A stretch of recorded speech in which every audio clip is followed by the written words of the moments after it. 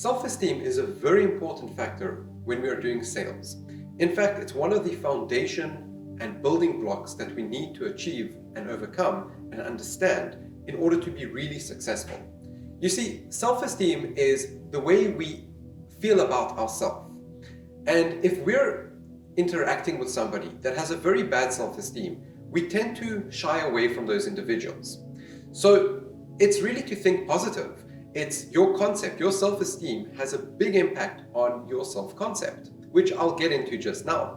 But it's very important to always reinforce a very good idea of ourselves, constantly reminding ourselves that we are the best at what we do, and constantly giving ourselves the validation that we need to be achieving the results that is going to get us to a point that we are going to be extremely successful. Self-esteem is very important. It is the beginning of every interaction that you have. In fact, before any interaction, you should always prepare yourself for that interaction and remind yourself, see yourself in that interaction, seeing a positive idea of that interaction, seeing yourself closing that sale. That will already prepare yourself so that when you have that conversation with your prospect, you will achieve really good success and you will come across as a very confident, and your self-esteem will be very healthy. So it's very important to follow this theory. Another thing that I want to cover that is very in line with self-esteem is your self-concept. Your self-concept is the idea that you have of yourself. And what you're going to find is I'm going to be repeating myself a bit, and that is very important because us as human beings, we can only intake a certain amount of information before we get overloaded. And one of the ways that we learn is by the law of association and the law of repetition. So this repetition is actually doing something very important in our mind, in our neurology. So our self-concept is when we think of ourselves, we need to always like ourselves. We need to always be extremely positive in our ways of doing things. So our self-concept is the idea that we have of ourselves in every given situation. To give you an example, an exercise that you can do right now is think of yourself in a situation that you maybe aren't extremely confident, or an environment that you maybe fear or avoid doing.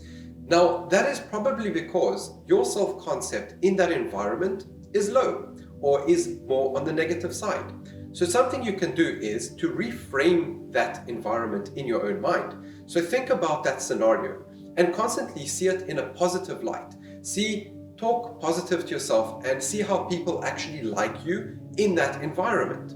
And over time, by practicing this, just like going to the gym, you will start to notice that you will develop a confidence and a much better self-esteem in that scenario. So when you actually find yourself in that scenario, you're able to recall everything from your subconscious in the right time, and you will achieve the results that you deserve to achieve.